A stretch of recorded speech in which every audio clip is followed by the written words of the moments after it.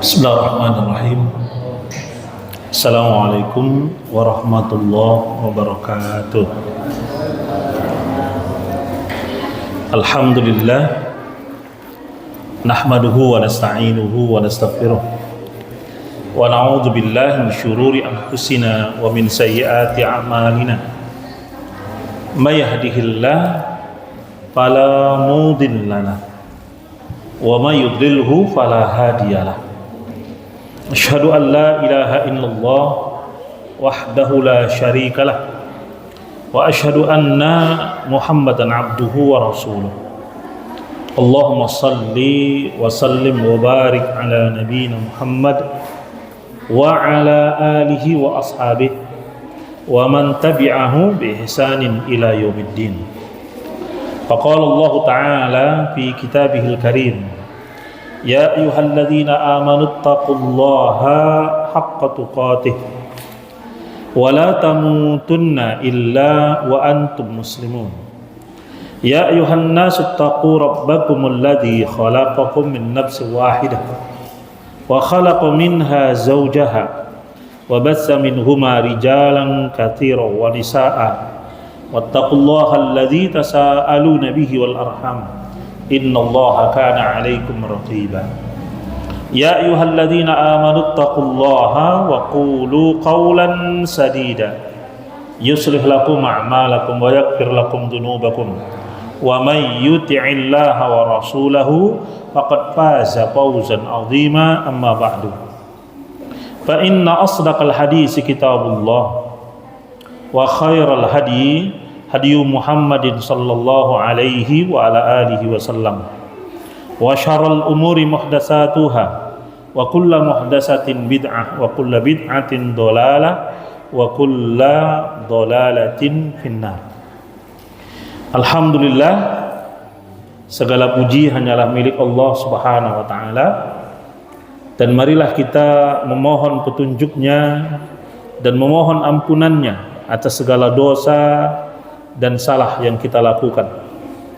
Dan marilah kita bersaksi bahwa tidak ada ilah yang berhak diibadahi kecuali Allah Subhanahu wa taala semata yang tiada sekutu baginya, dan bersaksi bahwa hambanya dan utusannya yaitu Nabi Muhammad sallallahu alaihi wasallam adalah nabi dan utusan Allah Subhanahu wa taala. Salawat dan salam kepada beliau, kepada keluarganya, sahabat-sahabatnya, dan orang-orang yang teguh mengikutinya sampai dengan yaumul akhir. Para ikhwan dan juga akhwat, a'azanallahu wa iyyakum jami'an. Alhamdulillah, kembali malam hari ini kita dengan karunia dan rahmat Allah dapat melanjutkan kajian kita pada Kitabut Tauhid karya Asy-Syaikh Shalih bin Fauzan Al-Fauzan hafizahullahu taala. Baik, bahasan malam hari ini adalah tentang perkara yang paling penting dalam materi tauhid, sekaligus merupakan materi paling penting bagi kehidupan kita di dunia ini, yaitu tentang tauhidul uluhiyah atau disebut juga dengan tauhidul ibadah. Baik, Allah Subhanahu wa taala berfirman dalam surah Al-Baqarah ayat 21 dan ayat 22. Ya ayyuhan nasu ubudu rabbakumul ladzi khalaqakum wal ladzina min qablikum la'allakum tattaqun. Alladzi ja'ala lakumul arda firasyan was samaa'a bidaa'a wa anzala minas samaa'i ma'an fa akhraja bihi minas samarati rizqan lakum fala taj'alu lillahi andada wa antum ta'lamun. Hai manusia, sembahlah Rabb kalian yang telah menciptakan kalian dan juga orang-orang sebelum kalian, agar kalian bertakwa, yang menjadikan bagi kalian bumi sebagai hamparan dan langit sebagai bangunan, dan menurunkan dari langit air yang mengeluarkan darinya buah-buahan sebagai rizki bagi kalian.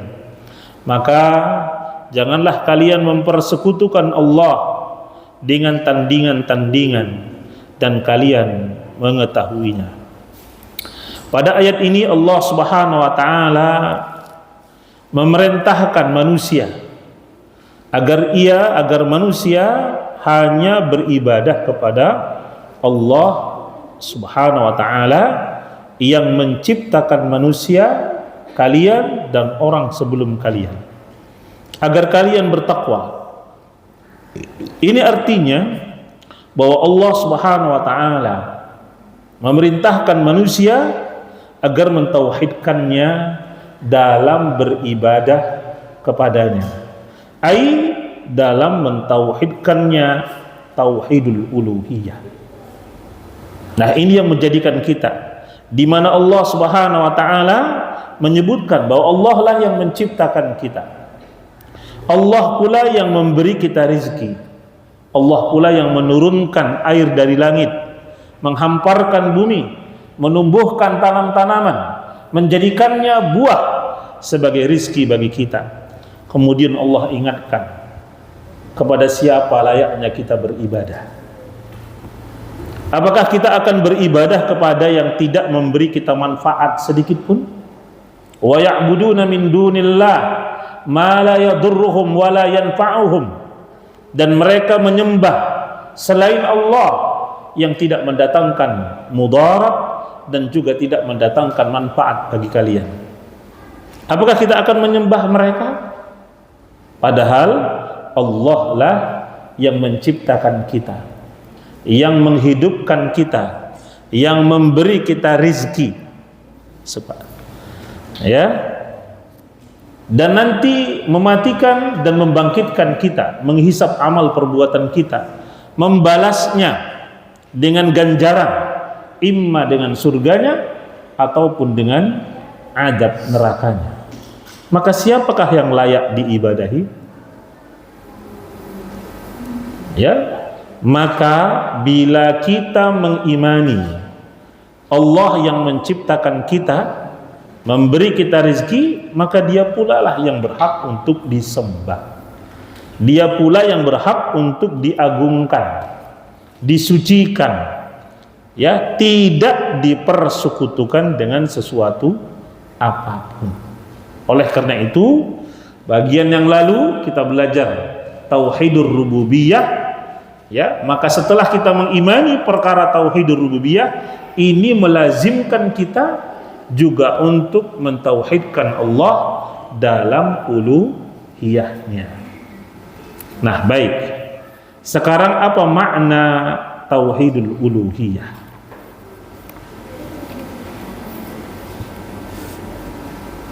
Tauhidul uluhiyah maksudnya adalah, atau pengertiannya adalah, huwa ifradullahi ta'ala bi af'alil ibad allati yaf'alunaha ala wajhi taqarrubi kad du'a wan nadar wan nahar war raja wal khawf wat tawakkul war raghbah war rahbah wal inabah dan yang lainnya.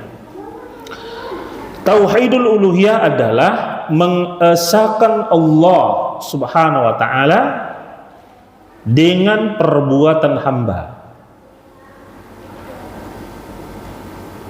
yang dengan perbuatan itu mendekatkan hamba kepada Allah Subhanahu wa ta'ala, seperti berdoa, bernadar, berkurban, berharap, takut, tawakal, raghbah, ya, cemas, harap yang sangat,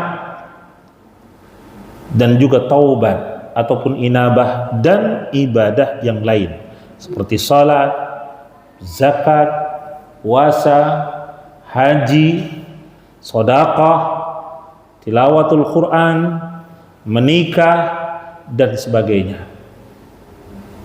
Nah, ini semua perbuatan hamba. Maka perbuatan hamba sewajibnya hanya ditujukan kepada Allah Subhanahu wa taala dalam rangka mendekatkan diri, ay bertaqarrub kepada Allah Subhanahu wa taala. Nah, perbuatan hamba ini disebut ibadah. Jadi ibadah itu adalah perbuatan hamba, di mana hamba melakukannya dengan tujuan mendekatkan diri kepada Allah Subhanahu wa ta'ala. Orang yang sholat, apa tujuan sholat? Tujuan sholat tidak lain, yang pertama mengingat Allah. Untuk apa dia mengingat Allah? Ya, sebagai bentuk ketaatan kepada Allah, melaksanakan perintah Allah, menjauhi larangan Allah. Semua ini dilakukan tidak lain dalam rangka apa? Mendekatkan diri kepada Allah Subhanahu wa ta'ala. Nah, ini ibadah. Maka semua ibadah yang kita lakukan mesti tulus, murni hanya untuk Allah Ta'ala, tidak ditujukan kepada selain Allah, bukan untuk karena mendapatkan pujian manusia, atau biar manusia senang sama kita, atau biar kita dikatakan sebagai orang saleh, orang taat, atau karena mengejar dunia, hartakah, jabatankah, wanitakah, seperti yang disabdakan Nabi SAW, "Faman kanat hijratuhu ya lidunya yusibuha au imra'atin yankihuha." Barang siapa yang niatnya dalam beribadah karena menginginkan dunia, mungkin dia akan mendapatkannya, atau karena wanita, mungkin dia akan menikahinya. Kemanapun dia meniat, kemanapun dia menujukan, ya, kesitulah yang menjadi tujuannya. Bisa jadi dia dapat, bisa jadi dia tidak dapat. Tapi barang siapa yang tujuannya, niatnya dalam beribadah hanya untuk Allah Ta'ala dan Rasulnya, maka hijrahnya adalah untuk Allah dan Rasulnya. Ini yang perlu kita ingat. Nah, inilah yang dikatakan mentauhidkan Allah dalam uluhiyahnya, yang maknanya adalah mengesahkan Allah dalam segala ibadah hamba, dalam perbuatan hamba, dalam rangka mendekatkan diri kepada Allah Subhanahu wa ta'ala. Ini pengertian dari makna tauhidul uluhiyah. Baik, dinamakan dia tauhidul uluhiyah karena al-uluhiyatu merupakan sifat bagi Allah Subhanahu wa ta'ala. Apa itu al-uluhiyah? Al-uluhiyah terambil dari kalimat al-ilahu. Maka kalau kita baca kalimat tauhid, la ilaha ilahun. Nah, ilahun bahasa Indonesianya atau terjemahannya diartikan dengan kata Tuhan. Karena memang tidak ada kata lain yang sepadan dengan kata Tuhan. Ada nggak yang sepadan dengan kata Tuhan? Mana tahu ini ada guru bahasa Indonesia. Ada nggak kata lain yang sepadan dengan kata Tuhan? Kalau antum menyebut God, ya God itu kan cuma terjemah juga dari kata Tuhan. Theo juga terjemahan dari kata Tuhan. Orang Jawa menyebutnya Gusti atau Gusti Pangeran, toh terjemahan juga dari kata Tuhan. Ya, atau awal mula najadi, nah, itu sama juga, yang mula-mula ada. Huwal awwal, kalau mau dimaknakan, ya terjemahan juga dari kata Tuhan. Nah, tapi bila kita menilik pada makna yang lebih khusus, kata ilahun ya, itu artinya al-ma'luh. Al-ma'luh artinya dzul uluhiyah. Ai makna lainnya al-ma'bud. Jadi kata ilah yang kita artikan dengan kata Tuhan itu diartikan dengan al-ma'luh, yang dipertuhankan. Kata yang dipertuhankan itu maknanya yang disembah, yang memiliki hak ketuhanan. Itulah disebut dengan dzul uluhiyati. Dzul uluhiyah artinya dzul ubudiyah, yaitu yang berhak untuk diibadahi. Maka makna lainnya adalah al-ma'budu, yaitu yang disembah. Nah, maka makna tauhidul uluhiyah adalah mengesahkan Allah, karena Allah lah yang berhak untuk disembah. Ai artinya dzul uluhiyah, yang memiliki hak untuk diibadahi. Nah, kita berdoa dalam doa istiftah.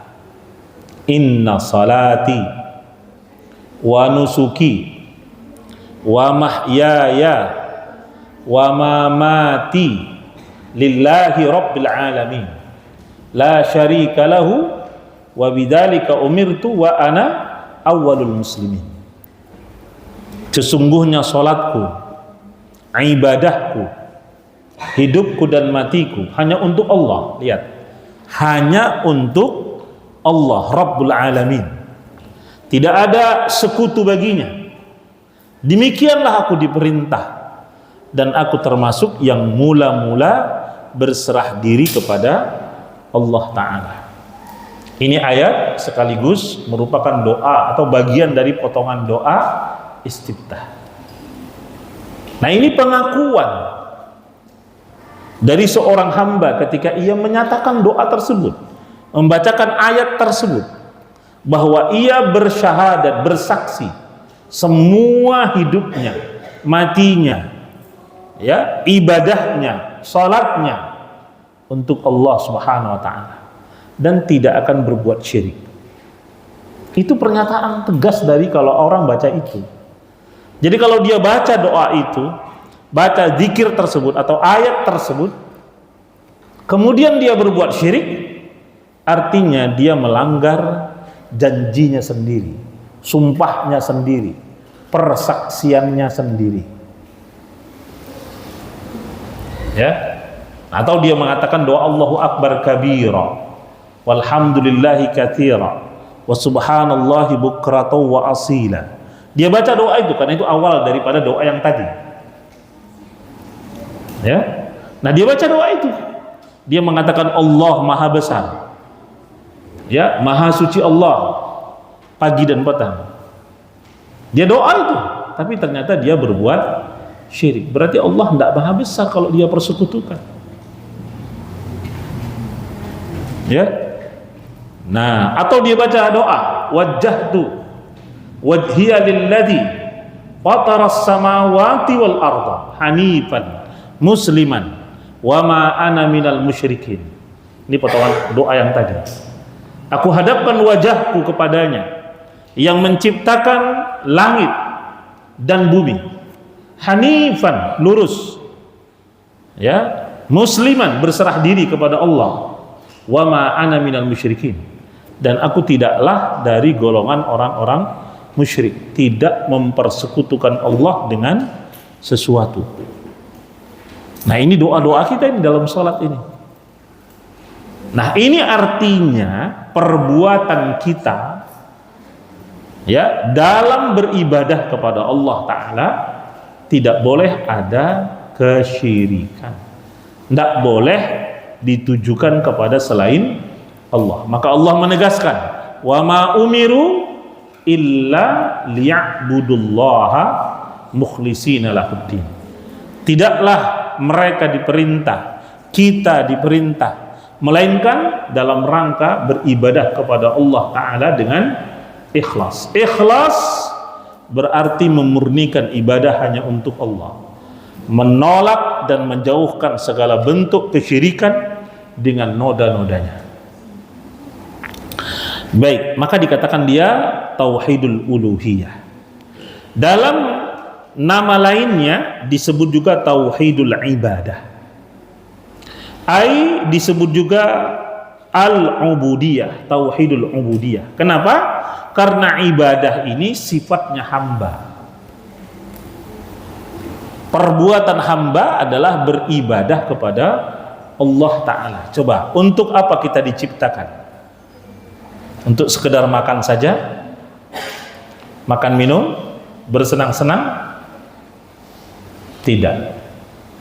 Wa ma khalaqtul jinna wal insa illa liya'buduni. Ini ayat yang sering sekali kita dengar.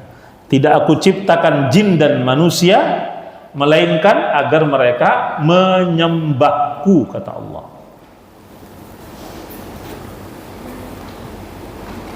Jadi kita diciptakan dalam rangka apa? Menyembah Allah Ta'ala semata. Nah, maka dikatakan dia tauhidul ibadah. Mengesahkan Allah dalam beribadah kepadanya. Nah, inilah pengertian tauhidul uluhiyah. Baik, kita masuk berikutnya. Ahammiyatuhu, pentingnya tauhidul uluhiyah. Tauhidul uluhiyah memiliki kedudukan yang agung dalam agama kita. Dan ini bisa dilihat dari berbagai sisi. Yang pertama,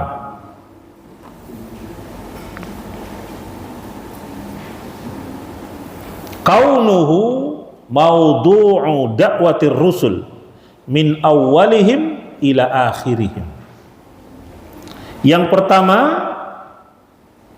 tauhidul uluhiyah merupakan pokok dakwah para rasul dari awal mereka sampai akhirnya, dari Nabi Adam, Nabi Nuh dan seterusnya sampai Nabi kita Muhammad alaihi wassalatu wassalam. Dakwah mereka apa? Mengajak manusia agar hanya beribadah kepada Allah Ta'ala dan menjauhi segala perbuatan syirik. Ini dakwah mereka. Dan ini dibuktikan dengan banyaknya dalil. Di antara surah An-Nahl ayat yang ke-36. Walaqad ba'asna fi kulli ummatin rasulan an i'budullaha wajtanibut taghut. Dan kami benar-benar telah mengutus untuk setiap umat seorang rasul yang menyeru sembahlah Allah Ta'ala dan jauhilah taghut. Apa yang dimaksud dengan taghut? Taghut adalah kullu ma yu'bad min dunillah, segala yang diibadahi ya selain Allah. Jadi apapun yang diibadahi selain Allah dapat disebut dengan taghut. Adapun makna taghut itu dalam pengertian yang lain banyak sekali. Nah, misalnya taghut itu disebut dengan iblis, wasyayatin. Taghut itu disebut dengan ahlus sihir, tukang sihir, ya, dukun-dukun, peramal-peramal, ya, taghut. Taghut juga dikatakan orang-orang yang kafir kepada Allah Ta'ala dan kepada Rasulnya, tidak mau berhukum dengan hukum Allah, maka dikatakan mereka taghut. Jadi taghut ini adalah orang-orang yang melampaui, melanggar hukum-hukum Allah Subhanahu wa taala dan Rasulnya alaihi salatu wassalam. Nah, inti dari ayat ini apa? Allah taala telah mengabarkan dan menegaskan bahwa Allah telah mengutus para rasul kepada setiap umat. Dan untuk apa mereka diutus? Untuk mengajak manusia beribadah hanya kepada Allah Subhanahu wa taala dan menjauhi segala perbuatan syirik. Ya, lihat ketika Rasulullah mengutus Mu'adz bin Jabal radhiyallahu taala anhu ke Yaman. Beliau berwasiat kepada Mu'adz. Apa wasiatnya? Falyakun awwalu ma tad'uhum ilaihi ayya'budullaha. Jadikan yang mula-mula kau serukan kepada mereka adalah agar mereka beribadah kepada Allah. Dalam lafaz lain dikatakan ayyuhhidullaha, agar mereka mentauhidkan Allah. Atau dalam lafaz lain dikatakan ayyashhadu an la ilaha illallah wa anna muhammadan rasulullah, yaitu bersyahadat, bersaksi bahwa tidak ada ilah yang berhak diibadahi dengan benar melainkan Allah taala semata, atau bersaksi bahwa ya Nabi Muhammad adalah hambanya dan utusan Allah taala. Ini yang didakwahkan para dai ketika Rasulullah mengutus mereka ke negeri-negeri.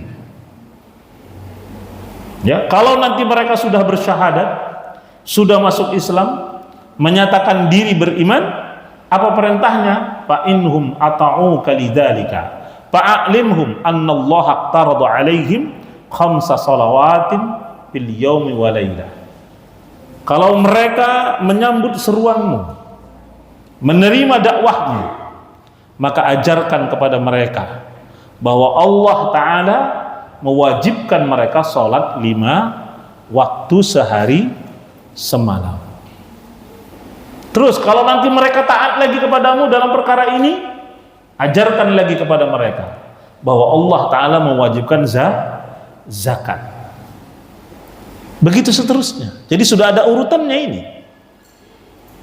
Ya, apa yang didakwahkan oleh para rasul, kemudian Rasul mendakwahkannya dan memerintahkannya untuk para sahabat yang diutus berdakwah. Isi pertama, materi pertama adalah mengajak manusia bertauhid. Nah, ini yang pertama. Jadi tauhidul uluhiyah ini adalah pokok dakwah para rasul dari awal sampai akhir. Yang kedua, ibadah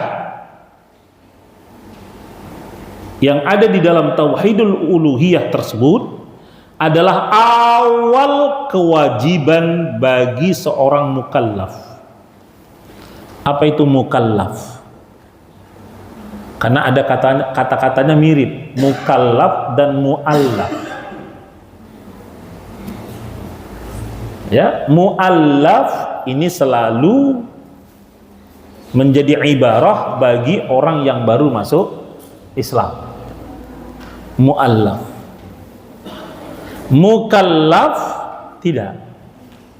Bukan itu. Mukallaf dari kalimat kallafa yukallifu, mukallafan, yaitu orang yang dibebani syariat. Nah, kalau anak-anak gini, ini anak-anak 5 tahun, 6 tahun, 7 tahun, ini belum terbebani dengan syariat. Akan tetapi orang tuanya wajib mengajarkannya syariat, wajib mengajarinya tauhid, wajib mengajarinya salat,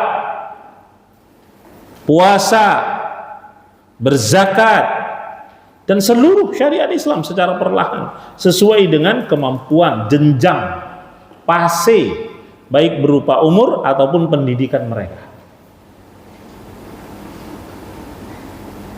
Ya, apalagi batasan umur sudah disebut jelas. Muru auladakum bis salah wa hum abna'u sab'in. Perintahkan anak-anak kalian untuk sholat ketika umur mereka sampai 7 tahun. Nah, ini sudah berapa tahun umurnya nih? Berapa umurnya adik kecil? Hah? 9? Udah 9. Awak pikir 5-6 tahun masih an? Abang yang agak besar berapa? 12. Wah, ini udah bukan lagi ya umur 7 ini, udah 12 tahun mas. Udah sampai kalimat wadribuhum wahum abna'u ashrin. Deralah mereka, hukum mereka, pukul. Ya, kalau mereka masih enggan sholat ketika umur mereka sudah sampai 10 tahun. Jadi kalau ayah-ayah ini, mak-mak tuh yang di belakang, anaknya 10 tahun, dia biarkan tidak sholat, dia berdosa.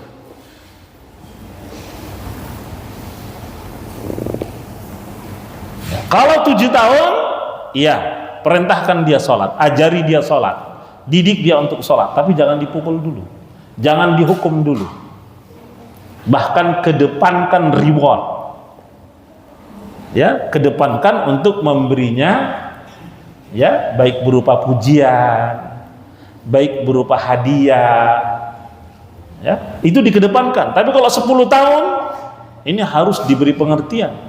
Meninggalkan sholat itu dosa besar, jadi harus dihukum biar dia tidak lagi mudah meninggalkan sholat. Jangan pakai kalimat nanti kalau udah besar kan tahu. Ini kalimat yang salah. Kalau seandainya setiap orang yang sudah besar tahu, masjid kita tidak ada yang kosong. Karena bahkan lebih banyak anak-anak yang sholat daripada orang yang besar-besar tadi. Kalau gitu anak-anak lebih sadar dong dari yang besar-besar. Karena di banyak masjid tuh yang lebih banyak anak-anaknya dibanding dengan bapak-bapaknya. Termasuk kita tadi sholat. Berarti kemana yang kata kalimat kalau udah besar tahu? Kan tidak relevan, kan tidak cocok kan? Ya, nah, jadi perlu kita di sini melatih anak-anak. Sebagaimana sabda Nabi Shallallahu Alaihi Wasallam, "Umirtu an uqatilan nasa hatta yashhadu an la ilaha illallah wa anna Muhammadar Rasulullah."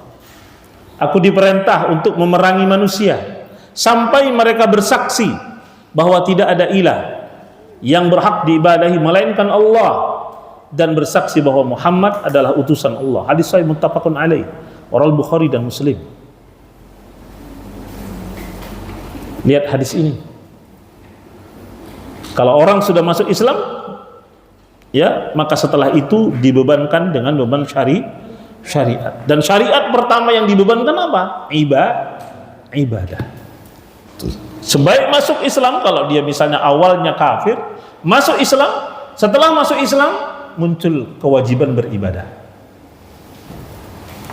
Ini misalnya ya, kita bahas bab puasa.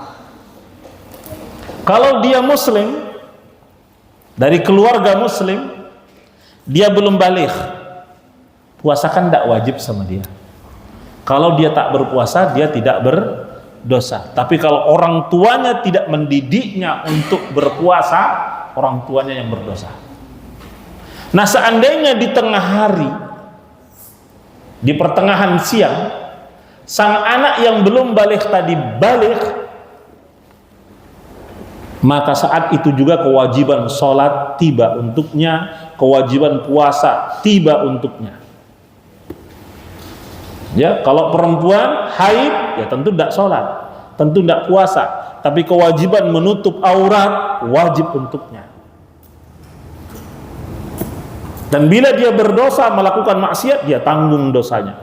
Dia melakukan kebaikan, amal saleh, dia akan mendapatkan pahalanya. Itu namanya mukallaf. Orang yang telah dibebani syariat. Nah, ini untuk kita pahami. Jadi yang mula-mula dibebankan Allah Ta'ala kepada seorang mukallaf adalah ya mentauhidkan Allah Subhanahu wa Ta'ala, melaksanakan kewajiban. Jadi awal kewajibannya apa? Beribadah kepada Allah Ta'ala, sebagaimana firman Allah, wa'budullaha wa la tusyriku bihi syai'a wa bil walidaini ihsana, dalam surah An-Nisa ayat 36.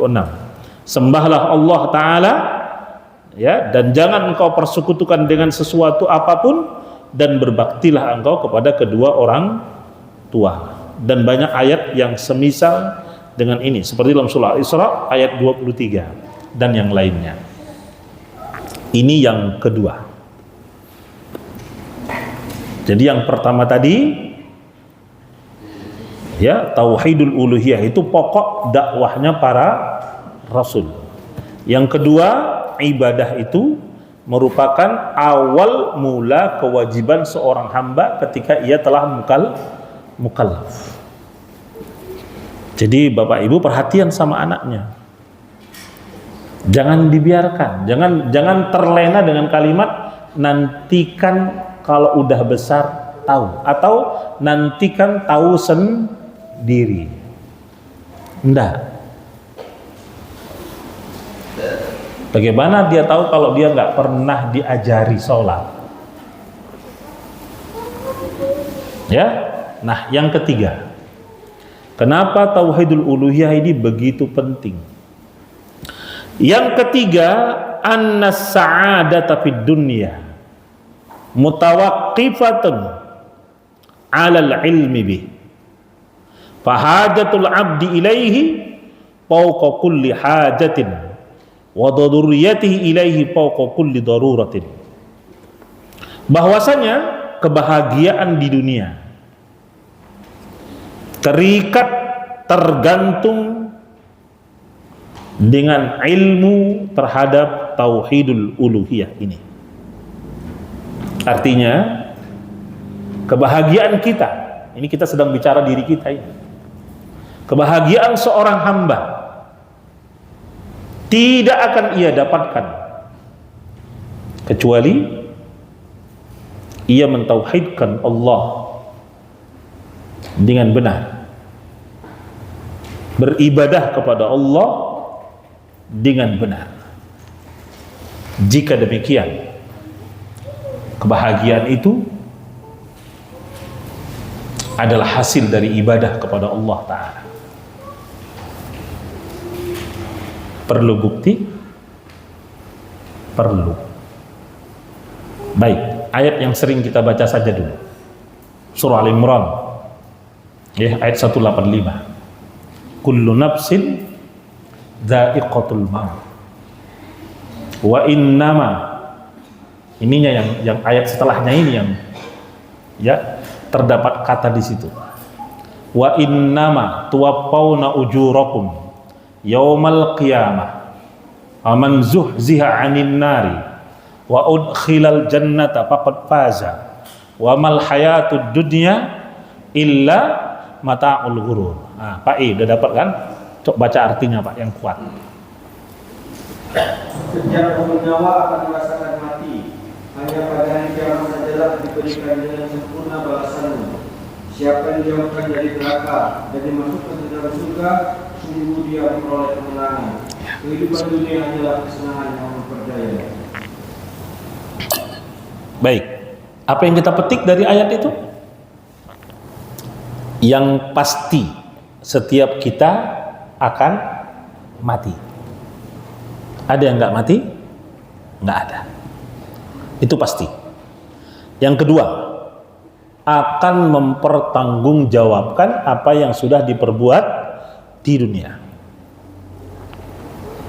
Ya, jangan kira Fir'aun nggak bertanggung jawab. Bahkan Fir'aun langsung disebut dalam Al-Quran. An-naru yu'raduna 'alaihim ghuduwan wa 'ashiyya.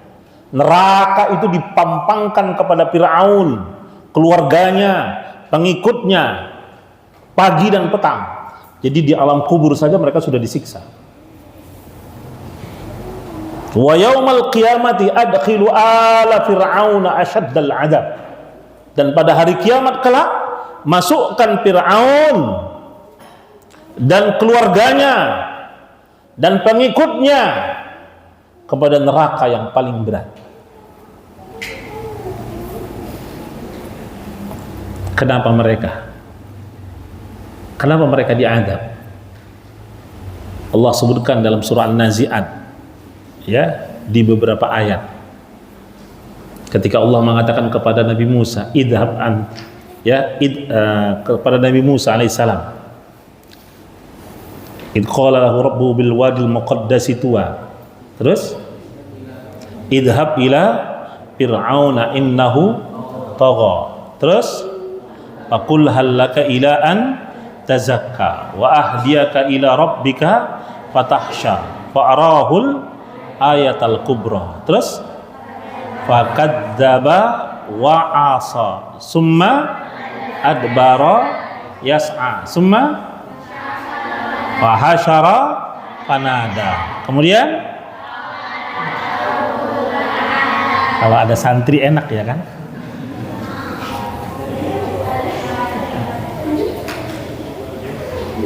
Itu semua bentuk pembangkangan Fir'aun kepada Allah Ta'ala dan kepada Nabi Musa dan Harun alaihi wassalam. Maka Allah ingatkan, ingatlah kata Allah, bagaimana ketika Allah berbicara kepada Nabi Musa, idhab ila fir'auna, pergilah engkau kepada Fir'aun.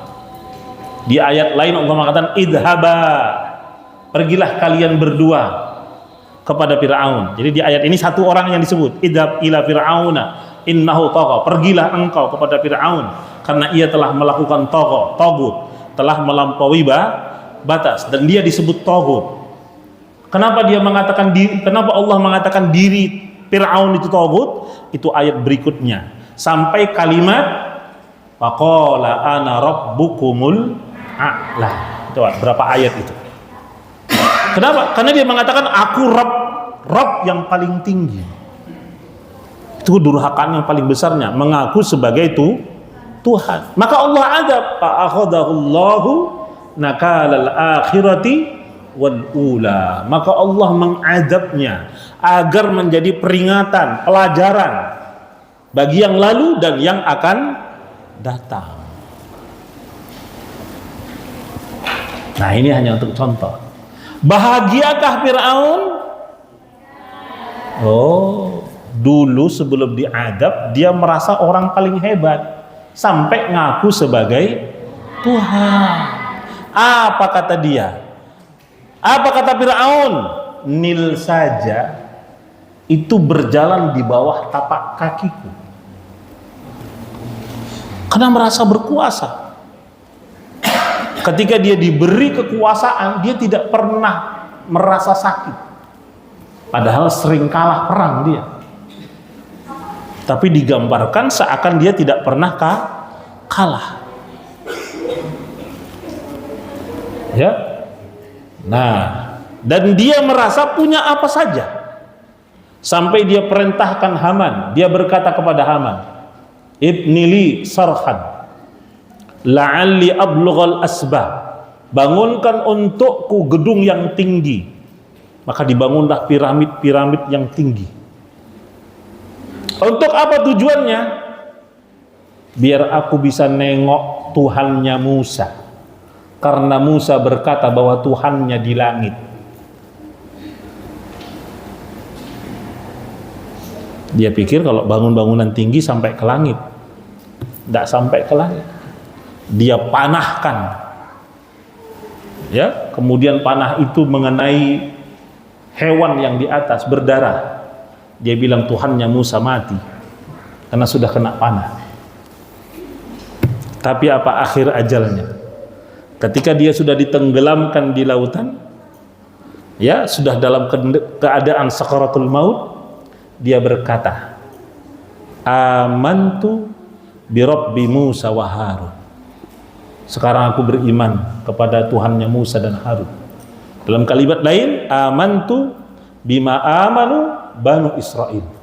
Aku beriman sebagaimana berimannya Bani Israel. Sudah terlambat. Allah mengatakan al-an waqad asaita min qablu. Sekarang kau baru menyatakan diri beriman. Sebelumnya kau durhaka luar biasa. Nah, kalau begitu akhir dari kehidupannya bukan bahagia, tapi penderitaan. Kalau perkara dunia, apa yang kurang sama Fir'aun? Jabatan, dialah pejabat tertinggi karena dia adalah raja. Dia yang mengangkat para pejabat. Dia mengangkat Haman sebagai perdana menterinya. Ya, sebagai lain mengatakan dia angkat Qarun sebagai penasehatnya, bendaharanya. Ya, dia angkat manusia sebagai bala tentaranya. Dia jadikan kaumnya bersekutu dengannya, syiahnya, dan juga penyembahnya. Harta jangan ditanya lagi. Ya, berapa wanita yang dia mau, nggak ada yang nolak. Yang nolak adalah imra'atu Fir'aun. Istrinya malahan yang nolak. Orang nggak nolak, tapi istrinya nolak. Istrinya nggak mau menyembah Fir'aun, nggak mau menaati Fir'aun, nggak mau berbuat syirik kepada Allah Ta'ala.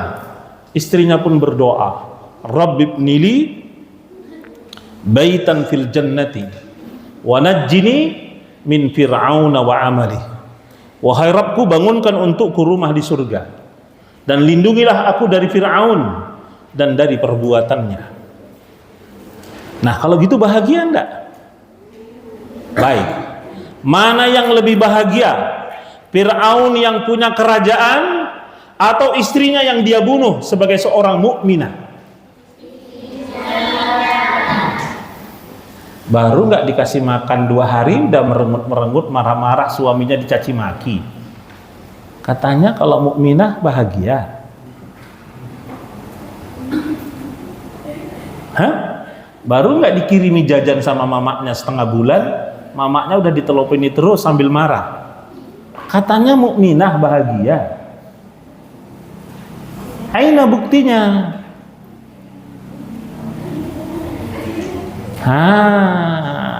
Mingkem. Baik, nanti kita akan bahas apa itu bahagia setelah sholat isya insyaallah. Demikian dulu. Assalamualaikum warahmatullahi wabarakatuh.